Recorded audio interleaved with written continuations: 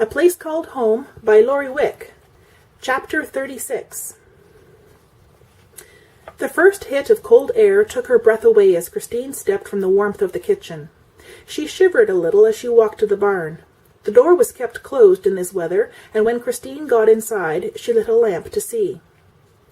"How's my sweet old Caesar tonight?" Christine said affectionately to this faithful old friend as she fed him. "Are you keeping warm out here? I'm afraid it's going to get much colder before we see spring." Christine stopped talking abruptly and stood still for a moment. She thought she smelled smoke. Figuring it was from someone's stove, she went back to work with a shrug. "You're going to get fat and lazy." Figuring it was from someone else's stove, she went back to work with a shrug. "You're going to get fat and lazy." Her words died off. She did smell smoke, but where?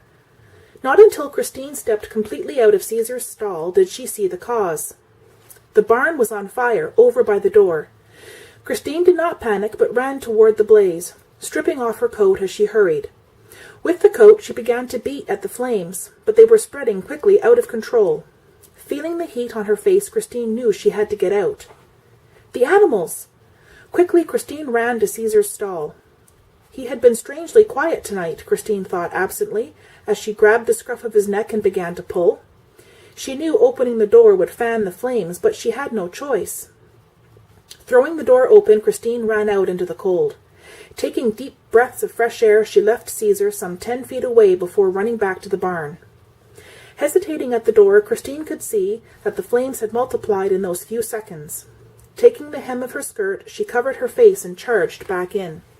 "Please, God," she prayed, "please let Caesar come willingly," knowing how fearful horses were of fire. Once in the stall, Christine grabbed his halter and tried to move him. He tossed his head, his nostrils dilating as he inhaled the smoke. Trying to resist her, his eyes rolled fearfully in their sockets. Thinking that an eternity of breathing smoke and praying had passed, Christine miraculously felt the horse back out of the stall. "Thank you, God," she sobbed as she looked toward the barn door. The leaping flames made their passageway to safety small, but Christine determined to get Caesar out of the barn or die trying. Caesar fought Christine as she pulled him along the alley between the stalls. Quickly losing visibility, Christine tried to coax him along with words, but her voice was choked off by the smoke. The smoke nearly blinding them now, Christine began to feel dizzy and light-headed. She felt her way along the stalls, silently pleading with God for strength. Amazingly, the door was in sight. Fresh air! They were going to make it. Caesar picked that moment to lunge for the door, knocking Christine against the wall. She felt the flames burn her ankle and calf. A quick turn and she was through the door, only to trip on the threshold. She put her hands out as the ground came rushing up to meet her. But suddenly, strong arms were surrounding her, lifting her high against a solid chest. Christine squinted up through painfully dry and burning eyes to see the clean cut of Luke's jawline above her. He looked down then, his features sharp with concern, and then softening with tenderness as his eyes met hers. It was the tenderness she saw there, amid all the places she hurt. Turning her soot-blackened face into his coat and clinging with all her might, Christine began to sob. She was still clinging to Luke and crying when she felt the softness of a mattress beneath her back. Luke laid her gently on her own bed and stayed bent over her. He realized, prior to this night, that he had never known the meaning of the word fear. Upon arriving and seeing the smoke, Luke had run to the backyard. His grandmother had just come out of the house and called to him that Christine was in the barn. Luke had thought his heart was going to stop. "Luke?" Christine croaked in a dry cough. "Shh, don't try to talk. Gram sent a neighbor for Mark." "The animals?" "The animals are fine. Now not another word." "Please don't leave me." Again another cough seized her. "Shh," he said as he gently placed a finger on her dry lips. "I'm right here. I won't leave you." Luke attempted then to straighten away from the bed, but Christine grabbed frantically for him. He bent over her once again. "I'm just getting out of this coat. I'll be right here." Her eyes slid closed at his comforting words, and she wondered if she had imagined the kiss she felt on her brow. It could have been a minute or an hour later, Christine could not gauge, when she felt someone pulling her shoes off. "Luke?" "Luke is in the hall. He hasn't left you. Maggie and I are here to take care of you. When we're done, Luke can come back in. Mark's reassuring voice came from somewhere above her. Christine lay still after that, only protesting when her ankle was touched. Gentle hands washed her and helped her into a soft, fresh-smelling nightgown. When a glass was held to her lips, she drank without question. The door opened and she heard Mark's voice.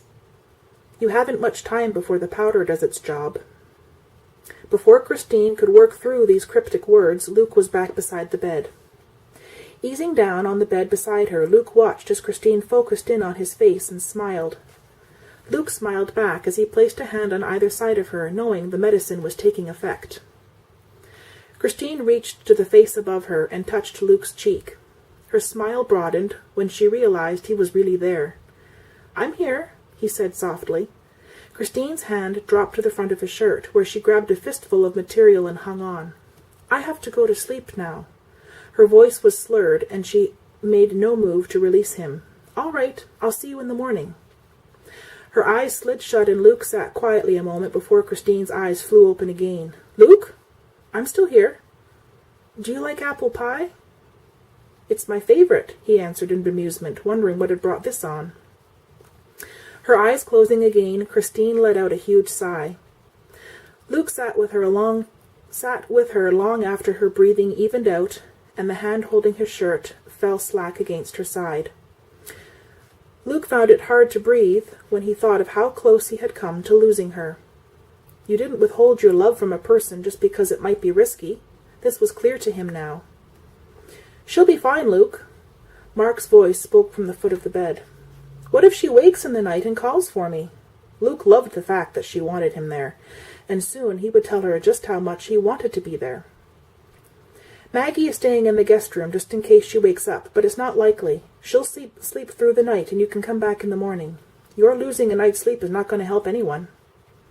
Luke nodded reluctantly, and Mark moved toward the door. Luke turned down the lamp until the room was bathed in a soft glow. Christine's head on the pillow was turned toward Luke. His eyes moved a final time over her lovely face. He bent and kissed her cheek.